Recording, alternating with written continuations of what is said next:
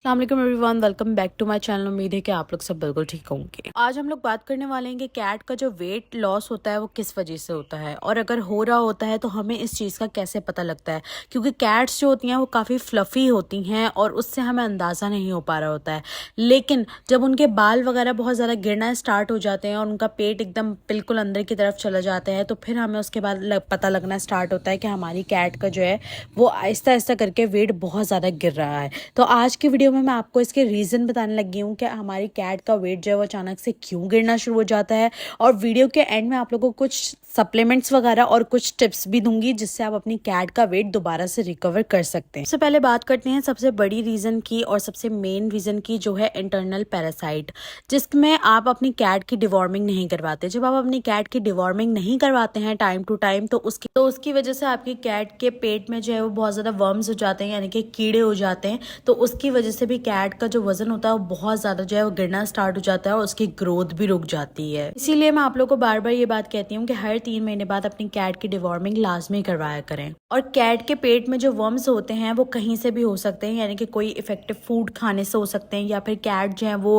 मतलब जगह जगह जो है वो मुंह मारती हैं। जैसे कोई गंदी जगह होती है, कैट वहां पे जाके मुंह मारती है, तो उससे भी, या फिर कोई ऐसी चीज़ खा लेती है, उससे भी कैट के पेट में जो है वो वर्म्स हो जाते हैं। जैसे कि कैट जो होती हैं हमारी, वो किसी इंसेक्ट का शिकार करती है, जैसे चूहे का या फिर कॉकरोच वगैरह खाती हैं मार के, तो उससे भी उनके पेट में जो है वो वर्म्स हो जाते हैं। इसीलिए डिवॉर्मिंग जो होती है वो कैट को हेल्दी रखने के लिए बहुत ज़्यादा इंपॉर्टेंट होती है। अगर तो आपके पास कोई प्रेग्नेंट कैट है तो आपने उसकी डिवॉर्मिंग का जो बहुत ज़्यादा ख्याल रखना है। मीटिंग से पहले ही आपने उसकी डिवॉर्मिंग करवा लेनी है।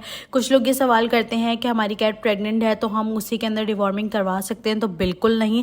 जब उसका वो टाइम पीरियड पूरा हो जाएगा आपने तभी उसकी वो डिवॉर्मिंग करवानी है, बीच दौरान आप नहीं करवा सकते। तो फिर आप ये कर सकते हैं कि अगर आपकी कैट को आपने अभी मीटिंग करवाई है और अभी जस्ट उसकी स्टार्टिंग ही है, यानी कि आपको कन्फर्म भी नहीं हुआ कि आपकी कैट प्रेग्नेंट है या नहीं, तो आप उसको डॉक्टर को दिखा सकते हैं और आप उसे डिवॉर्मिंग करवा सकते हैं। बात करते हैं सेकंड रीजन की, जो कि है डायबिटीज। अगर आपकी कैट की एज बहुत ज्यादा है और उसका वजन भी बहुत ज्यादा है, तो उसके अंदर डायबिटीज होने के बहुत ज्यादा चांसेस होते हैं, जिसमें आपकी कैट बहुत ज्यादा जो है ना वो पानी पीती है और बहुत ज्यादा यूरिन पास करती है, जिससे उसका वेट जो है बहुत जल्दी लूज होना स्टार्ट हो जाता है। ऐसी कंडीशन में आपने अपनी कैट के फूड का बहुत ज्यादा ख्याल रखना होता है और साथ ही साथ उसका ब्लड टेस्ट भी करवाना होता है। और अगर ब्लड टेस्ट करवाने के बाद उसमें अगर आप लोग देख रहे हैं कि ग्लूकोज लेवल जो है वो उसका ज़्यादा है, तो इसका मतलब आपकी कैट को डायबिटीज़ है। तो आपने फ़ौरन ही वेट से कंसर्न करना है। आपने दर दर की दवाइयाँ नहीं देनी है, वो आपको पूरा उसका शेड्यूल बना के देंगे, क्या खाना है, क्या देना है, सारा कुछ। बात करते हैं थर्ड पॉइंट की, तो थर्ड पॉइंट है फ्लाइन हाइपोथायराइडिज्म। इसमें ये चांसेस होते हैं कि अगर आपकी कैट की एज जो है वो 8 साल से ज़्यादा की है, तो हो सकता है कि आपकी कैट को हाइपोथायराइडिज्म हो। तो इसमें ये होता है कि एक बटरफ्लाई शेप का एक ऑर्गन होता है नेक के अंदर, यानी कि उनकी गर्दन के अंदर,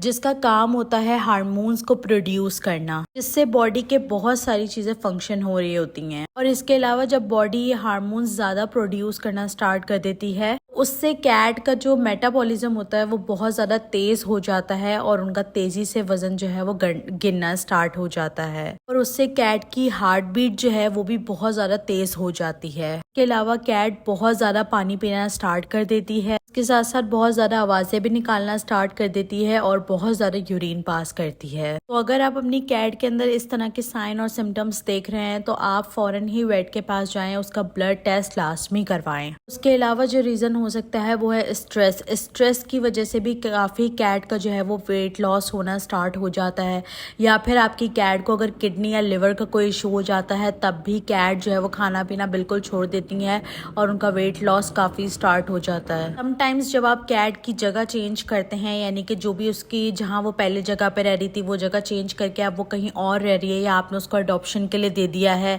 या फिर आपने जो है उसका फूड वगैरह चेंज करा है, तब भी कैट को जो वो स्ट्रेस होना स्टार्ट हो जाता है, वो खाना पीना छोड़ देती है और उससे उसका वेट लॉस स्टार्ट हो जाता है। अलावा किडनी लिवर का जो इशू होता है उसमें भी कैट को वेट लॉस बहुत ज़्यादा होता है, क्योंकि उनके किडनी के अंदर जो है वो स्टोन हो जाते हैं, क्योंकि सिर्फ हम अपनी कैट को ड्राई फूड देते रहते हैं या फिर हम उनका फूड जो है वो बार बार चेंज चेंज करते रहते हैं, उससे भी कैट को किडनी और लिवर का इशू हो जाता है। या फिर हम उसको सिर्फ चिकन ही देते हैं जिसके अंदर यूरिया की मिकदार बहुत ज़्यादा होती है, तब भी कैट को ये सारे इश्यूज़ होते हैं। तो आपने कभी भी कैट को किसी एक चीज़ पर नहीं रखना है।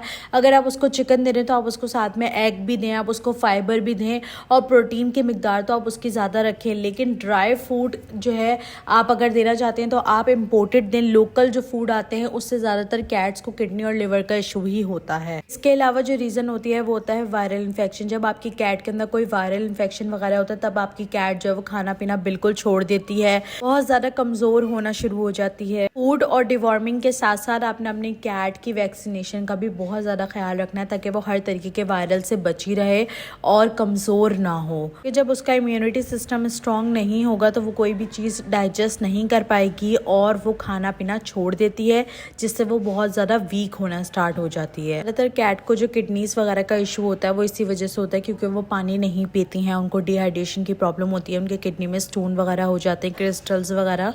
उनको हम ज़्यादातर जो है वो ड्राई फूड ही देते हैं। तो आपने इन सारी चीज़ों का बहुत अच्छे से ख्याल रखना है। इन सारी बातों का आपने उनकी डिवॉर्मिंग वैक्सीनेशन वगैरह का बहुत ज़्यादा ख्याल रखना है, उनके पानी का बहुत ज़्यादा ख्याल रखना है। अगर वो पानी नहीं पी रही हैं तो आप उनको दूसरे किसी तरीके से पानी पिलाएं, भले सिरिंज में भर के आप उन्हें पानी पिलाएं। या इसके अलावा मल्टीविटामिन्स आती हैं, मैंने अपने चैनल पर ऑलरेडी एक वीडियो शेयर करी जिसके अंदर मैं एक मेडिसिन अपनी कैट को देती हूँ जिससे मेरी कैट को डिहाइड्रेशन वगैरह की प्रॉब्लम नहीं होती है। मैं उसका लिंक यहाँ ऊपर लगा दूँगी, आप लोग जाकर देख सकते हैं। उससे भी आपकी कैट जो है वो काफ़ी हद तक बची रहेंगी इस गर्मी के मौसम में भी। और आप उनको दिन में 2 दफ़ा जो है वो मेडिसिन दे सकते हैं। इसके अलावा हम उनको यखनी वगैरह दें तो वो भी कैट के लिए काफ़ी अच्छा होता है। तो उम्मीद है कि आप लोगों को मेरी आज की वीडियो पसंद आई होगी। अगर पसंद आई हो तो लाइक शेयर सब्सक्राइब ज़रूर करिएगा। मिलते हैं नेक्स्ट वीडियो के अंदर। अल्लाह हाफ़िज़।